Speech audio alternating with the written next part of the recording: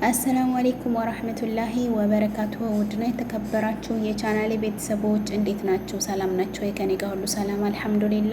እንዲሁም ክርስቲያን ወገኖቼ ሰላም ብያለሁ። ሀባይቢ በያላችሁበት የዓለም ዳርቻ ሰላማችሁ ብዝት ትርፍ ይበልልኝ። ውድ ኢትዮጵያውያን እንዲሁም ትውልድ ኤርትራውያን ለዚህ ቻናል አዲስ ከሆናችሁ ላይክ፣ ሸር፣ ሰብስክራይብ እያደረጋችሁ አበረታቱኝ። መልካምነት ለራስ ነው። ቻናሌ ወደፊት ለቁም ነገር ደርሶ ቁም ነገር ላይ ስደርስ የእናንተም አሻራ እንዳለ አይዘነጋም ማለት ነው። መልካምነት ለራስ ነው። ሀባይቢ ወዳችሁ ፈቅዳችሁ የምታበረታቱኝ ደግሞ ምስጋና ከልብ ነው። ሁሌም ደግሞ ድጋፋችሁ አይለየኝ እያልኩኝ ዛሬ ደግሞ ታላቁ የበድር ዘመቻ ክፍል 8 ካቆምኩበት እቀጥላለሁ። ሀባይቢ አገራችንን ሰላም እንዲያደርግልን የዘወትር ዱዓዬ ነው፣ ምኞቴ ነው። ሁላችንም በዱዓ እንበርታ ሀባይብ ገልቢ። ዋናው ነገር የሀገር ሰላም መሆን ነው እና ማለት ነው። ሀገር ሰላም ሲሆን እኛ ሰላም እንሆናለን፣ ቤተሰብ ሰላም ይሆናል፣ ሁሉ ነገር ሰላም ይሆናል። አላህ ሰላሙን እንዲያወርድልን በጸሎታችን በዱዓችን እንበርታ ሀባይብ ገልቢ። ታላቁ የበድር ዘመቻ ክፍል 8 እነሆ። በአቂዳና በርህራሄ መካከል በበድር በርህራሄና በአቂዳ መካከል ከፍተኛ ተጋድሎ ነበር የተካሄደው። ከአላህ መልእክተኛ ሰለላሁ ዐለይሂ ወሰለም ጎን ሆነው የተዋጉት ብዙዎች የኢስላም ወታደሮች ከሙሽሪኮች ጎራ ተሰልፈው የተዋጓቸውን በርካታ ዘመዶቻቸው ጋር ነበረ የተፋጠጡት። በውጊያው ሜዳ አንድ ሰው ወንድሙን፣ አባቱን፣ አጎቱን ወይም የልጁን ሚስት ያገኝ ነበረ። በዚህም የተነሳ የመተዛዘን ስሜትና አቂዳ ተፋጠጡ። ሆኖም ግን እዝነትና ርህራሄ በጠንካራዋ አቂዳ ለመሸፈን ብዙ ጊዜ አልፈጀባትም። አማኝ ሁሉም ቢሆን አላህ ባሳወቀው ነገር ላይ ጽኑ ሆነ። አላህ ሱብሓነሁ ወተዓላ እንዲህ አለ: يا أيها الذين آمنوا لا تتخذوا آباءكم وإخوانكم وأولياء إن استخذوا الكفر على الإيمان ومن يتولهم منكم فأولياءك هم الظالمين። እናንተ ያመናችሁ ሆይ አባቶቻችሁና ወንድሞቻችሁ ክህደትን ከእምነት አብልጠው ቢወዱ ወዳጅ አድርጋችሁ አትያዟቸው። ከእናንተም ውስጥ ወዳጅ የሚያደርጋቸው እነሱ በዳዮች ናቸው። ሱረቱ ተውባ ከቁጥር 9 እስከ 23። ልጅ አቡ ሁዘይፍ ኢብኑ ኡትይባ በእምና ጎራ፣ አባቱ ኡትባን ኢብኑ ረሐብ ደግሞ ከሙሽሪኮች በኩል የተፋጠጡበትን ሁኔታ እናስታውል። ልጅ አባቱን ወደ ሐቅ መንገድ እንዲመልስ ወደ አላህ ይጠራውና አማላጅም ይልክበት ነበር። መሀይምና ትዕቢተኛ የነበረው አባት ግን በጥመቱና በጥፋቱ ቀጠለ። በመጨረሻም ይኸው ጥፋቱና ጥመቱ ፍጻሜውን አበላሸበትና በአማኝ ሙስሊሞች እጅ ተገድሎ ሊወድቅ ቻለ። ጦርነቱ ሲያበቃና ድሉም የሙስሊሞች ሲሆን የአላህ መልእክተኛ ሰለላሁ ዐለይሂ ወሰለም የተገደሉትን ሙሽሪኮች በቦይ ውስጥ እንዲጣሉ አዘዙ። የአቡ ሁዘይፍ አባት ኡትባህ ኢብኑ ረባህ ወደ ጉድጓዱ ሲጎተት የአላህ መልእክተኛ ሰለላሁ ዐለይሂ ወሰለም የአቡ ሁዘይፍን ፊት ተመለከቱ። ፊቱ ሲቀያየርም አስተዋሉ። እንዲህም አሉት: አቡ ሁዘይፍ ሆይ ስለ አባትህ የሆነ ነገር የተሰማህ ትመስላለህ አሉት። አባ ሁዘይፍ አይደለም የአላህ መልእክተኛ ሆይ ስለ አባቴም ሆነ ስለ መገደሉ ምንም አልተሰማኝም።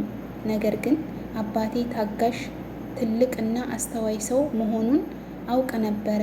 አላህ ሱብሓነሁ ወተዓላ ወደ እስልምና ይመራውም ዘንድ እመኝ ነበረ። መጨረሻው ምን እንደሆነና በክህደት ላይ እንደሞተ ባየሁ ጊዜ ግን ስመኝለት የነበረው ባለመሳካቱ ሐዘን ገባኝ። የአላህ መልእክተኛም ሰለላሁ ዐለይሂ ወሰለም ዱዓ አደረጉለት፣ በጎ ነገርም ተናገሩት። ምርኮኞች በበድር ጦርነት የተገደሉ የሙሽሪኮች ቁጥር 70 ሲሆን የተማረኩትም 70 ነበሩ። የአላህ መልእክተኛ ሰለላሁ ዐለይሂ ወሰለም ለሙስሊሞች ባላቸው የከፋ የጥላትነት ስሜትና በጥፋታቸው እጅግ መበዛት የተነሳ 2 ሰዎች እንዲገደሉ አዘዙ። ሰዎቹ ሙስሊሞችን እጅግ በመበደላቸውና ድካማችንም በመሰቃየታቸው እንዲሁም የአላህ መልእክተኛ ክፉ ጠላት በመሆናቸው እንደ ጦር ወንጀለኞች እንጂ እንደ ምርኮኛ መታየት የሌለባቸው ናቸው። የተቀሩት 38 ምርኮኞች ናቸው። በእነኚህ ዙሪያ ምን ሊደረግ እንደሚገባ ነቢዩ ከሰሃቦቻቸው ጋር ተማከሩ። ዑመር ኢብኑል አልኸጣብ የአላህ መልእክተኛ ሆይ አስዋሽተዋል፣ ወግተዋል፣ ከሀገርህ አስወጥተዋል። እገሌ ለእኔ ይፍቀድልኝና የእርሱ ዘመድ የሆነውን ሰውዬም ስም እየጠቀሰ አንገቱን ልቅላው። ሐምዛ ደግሞ ለወንድሙ አባስ ያመቻቹለት። አውለያን ደግሞ ከአቄ። በዚህ መልኩ ሰዎች ከሙሽሪኮች ጋር ምንም አይነት ወዳጅነት እንደሌለን ያውቁ ዘንድ አለ። ቀጠለ። አንድም አንገቱን የማልለው ምርኮኛ ሊኖር የማይገባ አይመስለኝም። እነኚህ ታላላቅ መሪዎቻቸው አለቆቻቸው ናቸው። በዚህም ሀሳብ ሰዒድ ኢብኑል ሙዓዝ እና አብደላህ ኢብኑ ረዋሃ ደገፉት። አቡበከር ደግሞ የአላህ መልእክተኛ ሆይ እኒህ ሰዎች ቤተሰቦቻችንና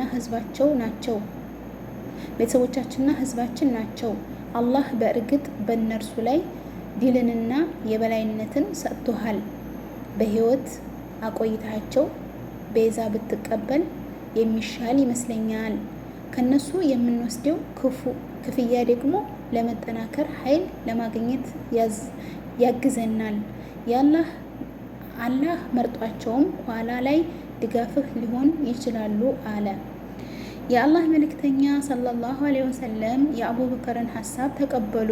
38ቱን ምርኮኞች ለሰሃቦቻቸው በማከፋፈል ለምርኮኞቹ መልካም ዋሉ አሏቸው። ከዚያም የአላህ መልእክተኛ ከምርኮኞቹ የመቤዣ ክፍያ ተቀበሉ። ከነሱ ውስጥ ሀብታሞቹ ለአንዱ ምርኮኛ ከ1 እስከ 4000 ዲርሃም ይከፍሉ ነበረ። ድሆቹ አንዳንዶቹ በነፃ ተለቀቁ። የተማሩት ደግሞ የሙስሊሞችን ልጆች ማንበብ መጻፍ እንዲያስተምሩ ግዴታ ተጣለባቸው። ይህም ለነሱ መቤዣ እንዲደረግ ሆነ። የእምነት ወንድማማችነት በላጭ ስለመሆኑ በእናቱና አባቱ በኩል የመሱአብ ኢብኑል ኡመይር ወንድሙ የሆነው አቡ አዚዝ ኡመይር ኢብኑ ሐሽም ምርኮኞች ውስጥ ነበረ።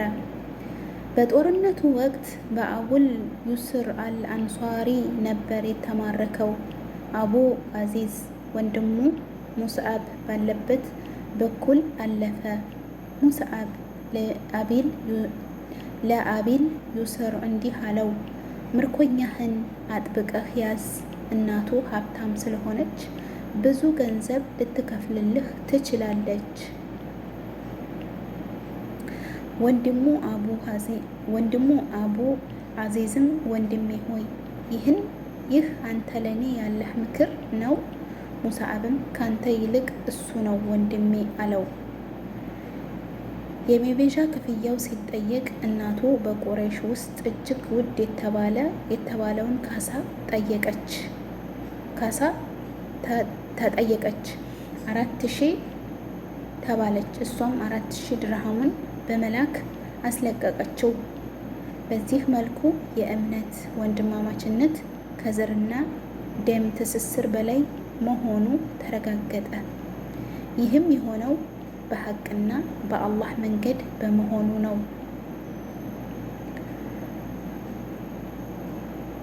የአላህ መልእክተኛ ልጅ ዘይነብ ባል ከምርኮኞች ውስጥ መገኘቱ አቡልአስ ኢብኑ አልረቢዕ ኢብኑ አብዱል ኡዛ የአላህ መልእክተኛ ሰለላሁ ዐለይሂ ወሰለም አማች የልጃቸው የዘይነብ ባለቤት ነበረ። አቡልአስ በሀብት በታማኝነት በንግድም በመካ ውስጥ ከሚቆጠሩ ታላላቅ ሰዎች መካከል አንዱ ነው። እናቱ ሀላህ ቢንት ሁዌይልድ ደግሞ የነቢዩ ሰለላሁ ዐለይሂ ወሰለም ሚስት የኸዲጃ እህት ናት። የአላህ መልእክተኛ ልጃቸውን ለሱ እንዲድሩም የጠየቀችው እሷ ናት። አንድ ልጅም ታየው ነበረ። ይህም እሱ ለእሷ ካለው አክብሮት የተነሳ ነው። በአንድም ነገር ላይ አይቃወማትም። ይህ ሁሉ የሆነው ነቢዩ ሰለላሁ ዐለይሂ ወሰለም ከመላካቸው ማለትም መሐይ ከመውረዱ በፊት ነበር። ነቢዩ መለኮታዊ ራእይ ሲቀበሉና ከቁረይሾች ጋርም የጠላትን ሁኔታ ውስጥ ከገቡ በኋላ አቡለሀብ ሙሐመድ ብቻውን ይቅር፣ በእናንተ ስር ያሉትን የእሱን ልጆች ፍቱ በማለት መመሪያ አስተላለፈ። ውድ የቻናሌ ቤተሰቦች ቀጣዩንና የመጨረሻውን ክፍል በቀጣይ አቀርባለሁ። ለዚህ ቻናል አዲስ ከሆናችሁ አሁንም እንደወትሮ የምለው ላይክ፣ ሸር፣ ሰብስክራይብ እያደረጋችሁ አበረታቱኝ። ምንም እይታ የለውም ቻናሌ የእውነት እና ላይክ ሼር አድርጉልኝ። መልካምነት ለራስ ነው፣ አያስከፍልም። በሌላ ቪዲዮ እስከምንገናኝ በያላችሁበት ሰላም ሁኑልኝ። ወሰላሙ አለይኩም ወራህመቱላሂ ወበረካቱሁ።